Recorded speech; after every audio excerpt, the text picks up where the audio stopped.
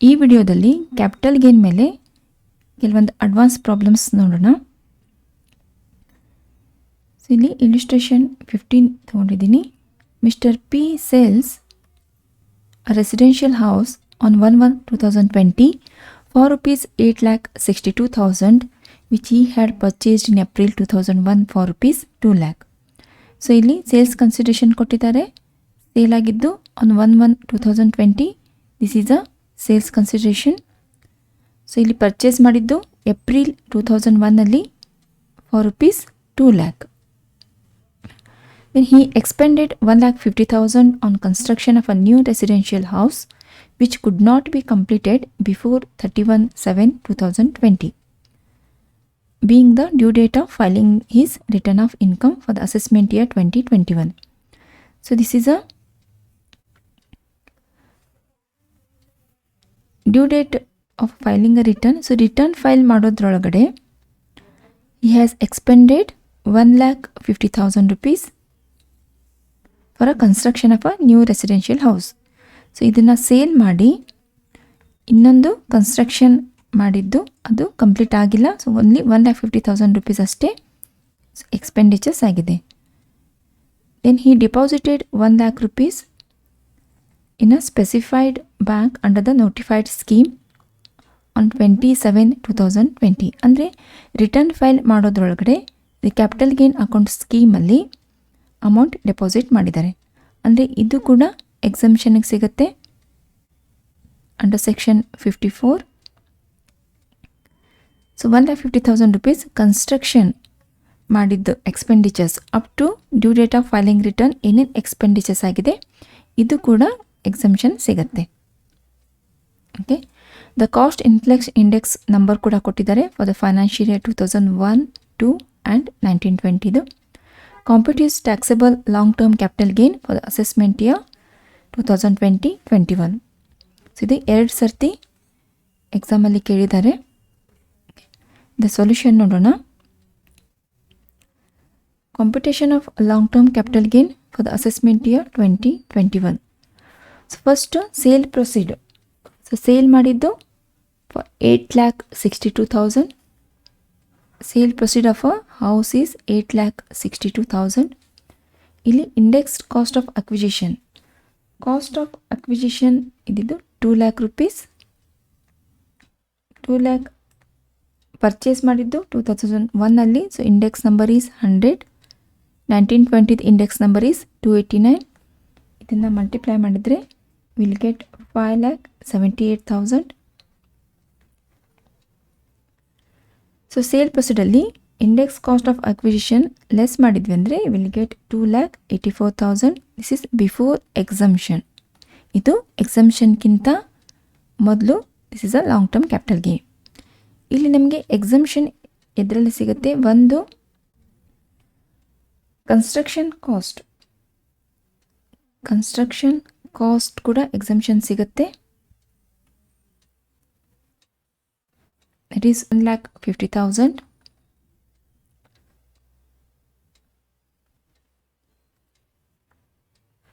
Then capital gain account ಸ್ಕೀಮಲ್ಲಿ amount deposit ಮಾಡಿದ್ದು deposited in specified bank. So ಇದು ಕೂಡ ಎಕ್ಸಮ್ಷನ್ ಸಿಗುತ್ತೆ. ಇವೆರಡು before due date of filing return file ಮಾಡೋಕ್ಕಿಂತ ಡ್ಯೂ ಡೇಟ್ಗಿಂತ ಮುಂಚೆ ಎಕ್ಸ್ಪೆನ್ಸಸ್ ಆಗಿದ್ದು ಇದು ಡೆಪಾಸಿಟ್ ಮಾಡಿದ್ದು ಅದಷ್ಟೇ ನಮಗೆ ಎಕ್ಸಮ್ಷನ್ಗೆ ಅಲೌಡ್ ಆಗುತ್ತೆ. ಸೊ ಎರಡು ನಾವು ಆ್ಯಡ್ ಮಾಡಿದ್ವಿ ಅಂದರೆ ವಿಲ್ ಗೆಟ್ 2,50,000. ಇದನ್ನು ನಾವು 2,84,000 ಡಿಡಕ್ಟ್ ಮಾಡಿದರೆ 34,000 is long term capital gain. So ಇಲ್ಲಿ ಸೆಕ್ಷನ್ 54 ಏನು ಬರೀತು? Sale of a residential house. Okay, sale of a residential house ಮಾಡಿದಾಗ ಎಕ್ಸಮ್ಷನ್ ಅಂಡರ್ ಸೆಕ್ಷನ್ 54 ಒಂದು ಕನ್ಸ್ಟ್ರಕ್ಷನ್ ಕಾಸ್ಟ್ ಆಮೇಲೆ ಕ್ಯಾಪಿಟಲ್ ಗೇನ್ ಅಕೌಂಟ್ ಸ್ಕೀಮಲ್ಲಿ ಡೆಪಾಸಿಟ್ ಮಾಡಿದ್ದು ಎರಡೂ ಕೂಡ ಇಲ್ಲಿ ಎಕ್ಸಮ್ಷನ್ ಸಿಕ್ಕಿದೆ. ನೋಟ್ ಇದೆ.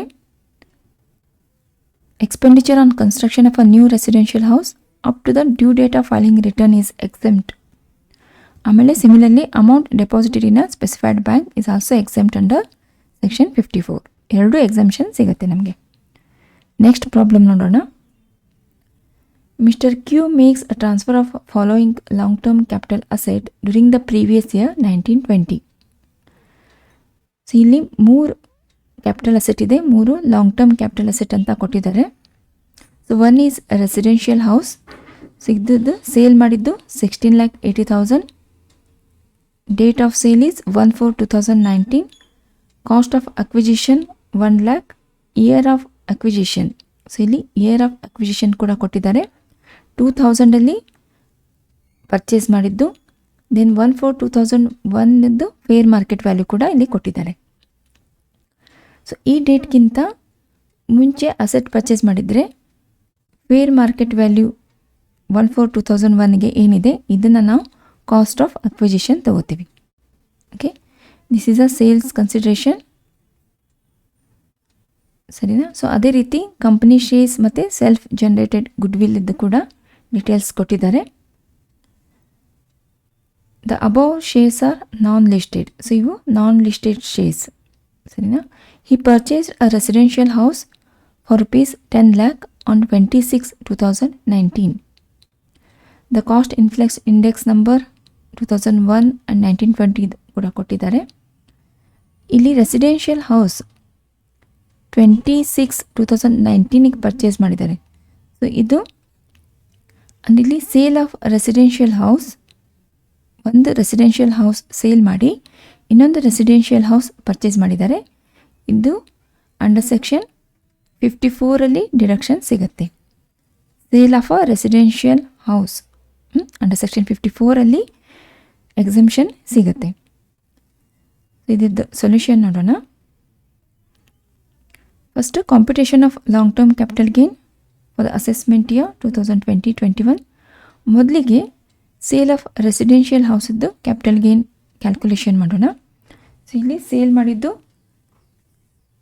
16,80,000. ಇಂಡೆಕ್ಸ್ ಕಾಸ್ಟ್ ಆಫ್ ಅಕ್ವಿಜಿಷನ್, ಇಲ್ಲಿ ಇಂಡೆಕ್ಸ್ ಕಾಸ್ಟ್ ಆಫ್ ಅಕ್ವಿಜಿಷನ್ ನಾವು fair market value as on 1/4/2014 ಇದನ್ನು ತಗೊಂಡ್ವಿ. Because it is more beneficial. ಯಾಕಂದರೆ ಇಲ್ಲಿ ಕಾಸ್ಟ್ ಆಫ್ ಅಕ್ವಿಜಿಷನ್ ಇರೋದು actual cost of acquisition is 1 lakh ಇದೆ, ಫೇರ್ ಮಾರ್ಕೆಟ್ ವ್ಯಾಲ್ಯೂ 3 lakh ಇದೆ. So 3 lakh is more beneficial. So ಅದಕ್ಕೆ 3 lakh cost of acquisition ತೊಗೊಂಡ್ವಿ. 2001 index number is 100 into 289 multiply ಮಾಡಿದರೆ you will get 8,67,000. So deduct ಮಾಡಿದರೆ you will get 8,13,000 long term capital gain before exemption. ಇದು before exemption ಎಷ್ಟು ಸಿಕ್ಕಿದೆ. So exemption ಎಷ್ಟು ಸಿಕ್ಕಿದೆ ಈಗ ನಮಗೆ? Cost of new residential house purchase ಮಾಡಿದ್ದು 10 lakhಗೆ. ಸೊ ಇದು ಬಿಫೋರ್ ಡ್ಯೂ ಡೇಟ್ಗಿಂತ ಮುಂಚೆ ಪರ್ಚೇಸ್ ಮಾಡಿದ್ದಿದೆ. ಇಲ್ಲಿ cost of new residential house is exempted. Cost of new residential house, so that is 10 lakh.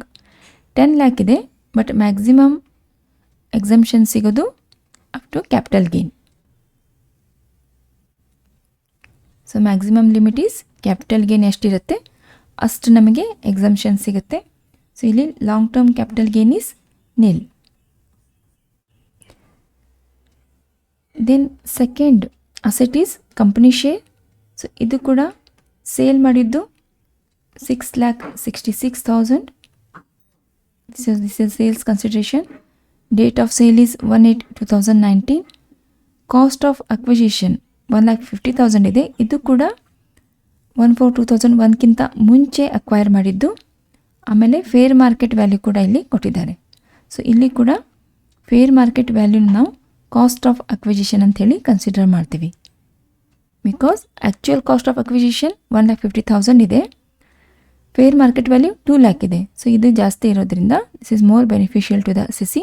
ಇದನ್ನು ಕಾಸ್ಟ್ ಆಫ್ ಅಕ್ವಿಜಿಷನ್ ಅಂಥೇಳಿ ತೊಗೋತೀವಿ. ಸೊ ಇದನ್ನು ಕ್ಯಾಪಿಟಲ್ ಗೇನ್ ಕ್ಯಾಲ್ಕುಲೇಷನ್ ಮಾಡೋಣ. Sale proceed of the company shares, it is 6,66,000. So ಇಲ್ಲಿ index cost of acquisition. So ಇಲ್ಲಿ cost of acquisition ಅದು fair market value ತೊಗೊಂಡಿದ್ದೀವಿ. This is a fair market value divided by 100 into 289, 5,78,000. So we will get long-term capital gain 88,000. So this is the long-term capital gain for a company shares. Then next third asset is self-generated goodwill. So ಇಲ್ಲಿ goodwill ಇದ್ದು cost of acquisition ಇದು self generated goodwill ಇದೆ, purchase ಮಾಡಿಲ್ಲ. So ಇಲ್ಲಿ cost of acquisition ಏನು ಬರುತ್ತೆ, ಇದು ನಿಲ್ ಬರುತ್ತೆ. So the whole amount of sales consideration it self is a capital gain. ಏನು ಸೇಲ್ ಮಾಡಿರ್ತೀವಿ ಇದೇ ಕ್ಯಾಪಿಟಲ್ ಗೇನ್ ಆಗುತ್ತೆ. ಸೊ ಇಲ್ಲಿ ಕಾಸ್ಟ್ ಆಫ್ ಅಕ್ವಿಸಿಷನ್ ನಿಲ್ ಅಂಥೇಳಿ ತಗೋತೀವಿ. ಸೊ ಇಲ್ಲಿ sale proceed of a goodwill is 3,20,000. Index cost of acquisition, there is a cost of acquisition is nil. So capital gain is 3,20,000. So ಇಲ್ಲಿ total capital gain calculation ಮಾಡೋಣ. 3,20,000 plus 88,000 ನೀವು add ಮಾಡಿದರೆ you will get total long term capital gain of all 3 asset. 3 asset ಇದ್ದು long term capital gain. First asset ಇದ್ದು capital gain is nil. Second asset ಇದ್ದು company shares ಇದ್ದು capital gain is 88,000. Then goodwill ಇದ್ದು capital gain is 3,20,000. So total long term capital gain is 4,08,000. Okay, so ಇಲ್ಲಿ ಮೂರು note ಕೂಡ ಇದೆ. So fair market value as on 1/4/2001 is taken as a cost of acquisition of a residential house and shares. Okay, for self-generated goodwill, the cost of acquisition is taken as a nil. Then maximum amount of exemption under section 54 is capital gain. ಒಂದು capital gain ಇಲ್ಲಾಂದರೆ cost of new asset ಯಾವ್ದು ಕಡಿಮೆ ಇರುತ್ತೆ ಅಷ್ಟು exemption ಸಿಗತ್ತೆ.